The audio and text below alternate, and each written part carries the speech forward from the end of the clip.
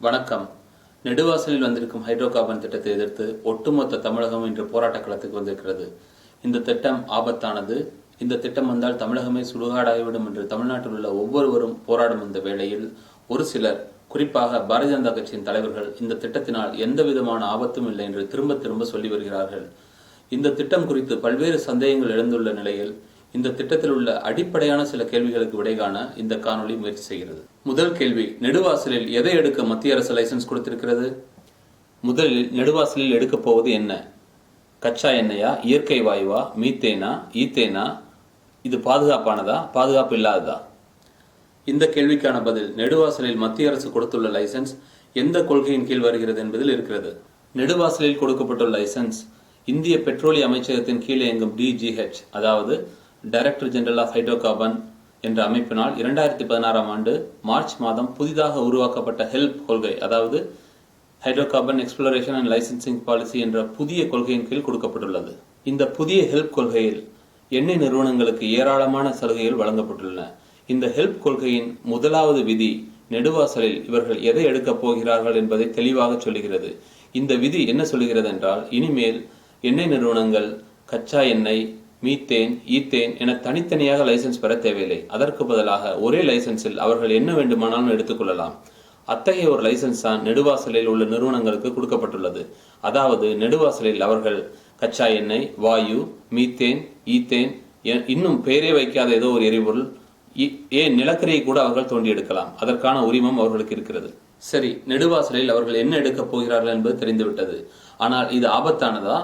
ஆபத்தானது என்றால் எவ்வளவு ஆபத்தானது? இதற்கான பதில் இந்த ஹெல்ப் கொள்கையின் 2வது விதியில் இருக்கிறது. இந்த ஹெல்ப் கொள்கையின் 2வது விதி, இனிமேல் இந்தியாவில் எண்ணெய் நிறுவனங்கள் கன்வென்ஷனல், அன்கன்வென்ஷனல் என்ற 2 முறைகளையும் பயன்படுத்தலாம் என்று தெளிவாக சொல்கிறது. இதில் அன்கன்வென்ஷனல் என்பது மிக மிக ஆபத்தான முறையான ஃப்ராக்கிங் முறையை குறைக்கும். இந்த ஃப்ராக்கிங் முறையில் பூமிக்கு அடியில் பல கிலோமீட்டர் தூரத்திற்கு செங்குத்தாகவும் பக்கவாட்டிலும் துளைகள் போடப்பட்டு அந்த துளைகளின் வழியே நிலத்தடி நீர் முற்றிலுமாக வெளியேற்றப்படுகிறது. அதன் பின் மிக மிக ஆபத்தான கெமிக்கல் கலவை இந்த துளைகளின் வழியே செலுத்தப்படுகிறது. இந்த கெமிக்கல் கலவை உள்ளே சென்று உள்ளிருக்கும் பாறைகளை வெடிக்க செய்த பின்னர் அங்கிருந்து மீத்தேன் வாயு எடுக்கப்படுகிறது. இது ஒரு மிக மிக ஆபத்தான முறை. இந்த முறையை பயன்படுத்திய உலகின் பல நாடுகளில் ஏராளமான நிலநடுக்கங்கள் ஏற்படுகின்றன. இதை தவிர குடிநீர் முற்றிலுமாக மாசடைந்து விட்டது. அதனால் உலகின் பல நாடுகள் தற்போது ஃப்ராக்கிங் முறையை தடை செய்திருக்கின்றன. உதாரணமாக ஜெர்மனி, நெதர்லாந்து, நார்வே, ஸ்வீடன், கிட்டத்தட்ட உலகின் அனைத்து நாடுகளிலும் இந்த ஃப்ராக்கிங் முறை தற்போது தடை செய்யப்பட்டுள்ளது. இந்த ஃப்ராக்கிங் முறை தற்போது நெடுவாசலில் பயன்படுத்தப்படுவதற்கு மத்திய அரசு லைசன்ஸ் கொடுத்திருக்கிறது.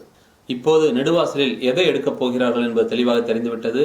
அது மிக மிக ஆபத்தானது என்பதும் நமக்கு புரிந்துவிட்டது.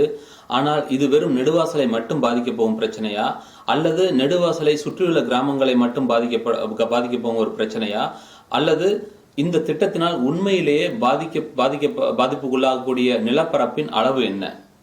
ஏன் நாம் தமிழகமே இந்த திட்டத்தினால் பாலைவனமாக போகிறது என்று நாம் சொல்கிறோம்? இதற்கான பதில் இந்த ஹெல்ப் கொள்கையின் இன்னொரு விதியில் இருக்கிறது. அந்த விதியின் பெயர் ஓப்பன் ஏக்கரேஜ். ஓப்பன் ஏக்கரேஜ் என்றால் என்ன? இதுவரை இந்தியா ஒரு சில குறிப்பிட்ட இடங்களை தேர்வு செய்து அந்த இடங்களில் மட்டுமே லைசன்ஸ் கொடுக்கும் முறையை வைத்திருக்கிறது. இனிமேல் இந்த ஓப்பன் ஏக்கரேஜ் வந்த பின்னால் எண்ணெய் நிறுவனங்கள் தாங்கள் வேண்டிய இடங்களில் லைசன்ஸ் கேட்டு அரசிடம் விண்ணப்பிக்கலாம். ஆனால் வெளிநாட்டு நிறுவனங்களுக்கு இந்தியாவில் என்ன இருக்கிறது என்று எப்படி தெரியும்? அதற்காக இந்த DGH நிறுவனம், அதாவது ஹெல்ப் கொள்கையை உருவாக்கிய அதே நிறுவனம், இந்தியாவில் உள்ள வளங்களை அக்குவேர் ஆணுவேராக அலசி NDR எனப்படும் ஒரு தகவல் களஞ்சியத்தை உருவாக்கி இருக்கிறது. NDR என்பது நேஷனல் டேட்டா ரெபாசிட்டரி. இந்த தகவல் களஞ்சியத்தில் ஒட்டுமொத்த இந்தியாவிலும் என்னென்ன வளங்கள் எந்தெந்த இடங்களில் இருக்கின்றன என்று அக்காக அவர்கள் சேர்த்து வைத்திருக்கிறார்கள். இந்த தகவல்களை அவர்கள் பன்னாட்டு நிறுவனங்களுக்கு விலைக்கு விற்கிறார்கள். சரி, வெளிநாட்டு நிறுவனங்களுக்கு இந்தியாவில் எது எங்கே இருக்கிறது என்று எப்படி தெரியும்? அது ஒரு மிகப்பெரிய பிரச்சனை இல்லையா?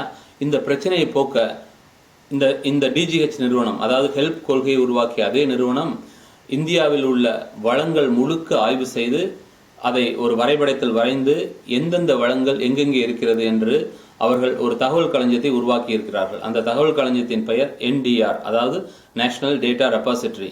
இந்த தகவல் களஞ்சியத்தில் உள்ள தகவல்களை அவர்கள் பன்னாட்டு நிறுவனங்களுக்கு விலக்கி விற்கிறார்கள். நாட்டை கூறு போட்டு விற்கிறார்கள் என்று நீங்கள் கேள்விப்பட்டிருப்பீர்கள். இது டிஜிட்டல் இந்தியா இல்லையா? அதனால் இவர்கள் நாட்டை மேப் போட்டு முறையாக டேட்டாபேஸ் வைத்து அதன் மூலம் நாட்டை விற்பனை செய்கிறார்கள். இதுதான் சாதாரண இந்தியாவுக்கும் டிஜிட்டல் இந்தியாவுக்கும் உள்ள வித்தியாசம். இவர்கள் தற்போது தமிழ்நாட்டில் கிட்டத்தட்ட 30,000 சதுர கிலோமீட்டர் அளவில் எரிபொருள் இருப்பதாக கண்டறிந்திருக்கிறார்கள். கடலுக்கு உள்ளே இருக்கும் எரிபொருளையும் சேர்த்தால் அது கிட்டத்தட்ட 50,000 சதுர கிலோமீட்டர். அதாவது தமிழ்நாட்டின் மொத்த பரப்பளவு 1,50,000 கிலோமீட்டர். அதில் 5ல் ஒரு பகுதியில் இவர்கள் எரிபொருள் இருப்பதாக கண்டறிந்திருக்கிறார்கள். இந்த பகுதி முழுவதுமே இவர்கள் பன்னாட்டு நிறுவனங்களுக்கு தோண்டுவதற்காக விற்கப் போகிறார்கள். இதற்கான ஏலத்தை இவர்கள் வருடத்துக்கு 2 முறை விடுவதற்காக தீர்மானித்திருக்கிறார்கள். அடுத்த ஏலம் 2017 ஆண்டு ஜூலை மாதம் நடைபெறப் போகிறது. அதாவது நெடுவாசல் என்பது வெறும் ஆரம்பம்தான். இனிமேல் தான் இவர்கள் மிக பெரும் ஏலங்களை விடப் போகிறார்கள். இந்த ஏலங்கள் தடுக்கப்படாவிட்டால் கிட்டத்தட்ட தமிழ்நாட்டில் 5ல் ஒரு பகுதியை இவர்கள் தோண்டப் போகிறார்கள். இவர்கள் பாண்டிச்சேரியிலிருந்து தூத்துக்குடி வரை ஒரு மிக பெரும் நிலப்பரப்பை, 30,000 சதுர கிலோமீட்டர் நிலப்பரப்பை இவர்கள் தோண்டுவதற்கு திட்டமிட்டிருக்கிறார்கள். இந்த திட்டம் நெடுவாசலில் ஆரம்பத்திலே தடுத்து நிறுத்தப்படாவிட்டால் தமிழகம் மிகப்பெரிய ஒரு பாலைவனமாக மாறும். குடிநீர் பஞ்சம் தலைவிரித்தாடும். தமிழ்நாட்டின் விவசாயம் அடியோடு அழிந்துவிடும். இதை நாங்கள் வெறும் ஒரு பயமுறுத்துவதற்காக சொல்லவில்லை. உண்மையிலே ஆய்வுகளின் அடிப்படையில் அரசின் ஆவணங்கள் அனைத்தையும் பார்த்த பின்பே நாங்கள் இதை சொல்கிறோம். 2017 ஆண்டு ஜூலை மாதம் நடக்கப் போகும் இந்த மிகப்பெரிய ஏலத்தில் பன்னாட்டு நிறுவனங்களை கவர்வதற்காக தற்போது இந்தியாவின் பெட்ரோலியத்துறை அமைச்சர் மற்றும் டிஜிஹெச் நிறுவனத்தின் அதிகாரிகள் கனடா, மலேசியா என்று உலகின் பல நாடுகளுக்கும் சென்று அங்கு உள்ள முதலீட்டாளர்களை சந்தித்து வருகிறார்கள். சரி, தமிழக அரசு இந்த திட்டத்தை தடுக்க என்ன செய்திருக்கிறது? தமிழக அரசு 2015 ஆண்டு அக்டோபர் மாதம் 8ஆம் தேதி தஞ்சாவூரில் உள்ள டெல்டா பகுதியில் மீத்தேன் திட்டத்தை முற்றிலுமாக தடை செய்து அரசாணை எண் 186 பிறப்பித்தது. ஆனால் இன்றோ மத்திய அரசு அந்த சட்டத்தை ஒரு பொருட்டாக மதிக்காமல் மீண்டும் அதே நிறுவனத்திற்கு மீத்தேன் எடுக்க அனுமதி வழங்கியிருக்கிறது. அதாவது இந்த திட்டத்தை தடுத்து நிறுத்த மக்கள் போராட்டம் ஒன்றே வழி. மாநில அரசு என்ன சட்டம் போட்டாலும் அதை மத்திய அரசு மதிக்கப் போவதில்லை. மத்திய அரசு காது கொடுத்து கேட்கப் போவதில்லை. மக்கள் போராட்டம் ஒன்றே இந்த திட்டத்தை தடுத்து நிறுத்த ஒரே ஒரு வழி. சரி, டிஜிஹெச் என அடிக்கடி சொல்கிறீர்களே, இந்த டிஜிஹெச் என்பவர்கள் யார்? இந்த டிஜிஹெச் என்ற சிறு அமைப்பு பெட்ரோலிய அமைச்சகத்தின் கீழ் இயங்கும் ஒரு சிறு அமைப்பு. ஆனால் பெட்ரோலிய அமைச்சகத்தின் கொள்கையை நிர்ணயிப்பது, மீத்தேன் உள்ளிட்ட எரிபொருட்கள் எடுக்க உரிமம் வழங்குவது, ஏதேனும் பிரச்சனை வந்தால் தீர்த்து வைப்பது என கிட்டத்தட்ட பெட்ரோலிய அமைச்சகம் போல இவர்கள் செயல்படுகிறார்கள். இந்த அமைப்பில் வேலை செய்யும் பலர் ஏற்கனவே எண்ணெய் நிறுவனங்களில் வேலை செய்தவர்கள். அதாவது எண்ணெய் நிறுவனங்களில் வேலை செய்தவர்களை வைத்து எண்ணெய் நிறுவனங்களுக்கான கொள்கையை வகுப்பது எந்த வகையில் நியாயம் என்று தெரியவில்லை.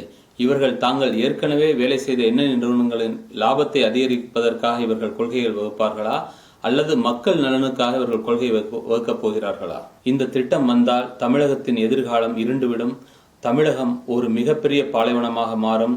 தமிழகத்தின் விவசாயம் அடியோடு அழிந்துவிடும்.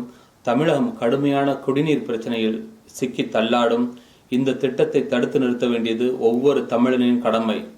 இந்த திட்டம் வந்தால் நம் மண் அடியோடு பாழாகும். நாம் நம் நிலத்திலேயே அகதிகளாகவும்.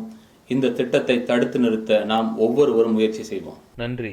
இதுபோல அனைத்து தமிழர் பிரச்சனைகளிலும் நாங்கள் காணொளிகளை வெளியிட இருக்கிறோம். எங்களுடன் யூடியூப், ஃபேஸ்புக்கில் நீங்கள் இணைந்திருங்கள்.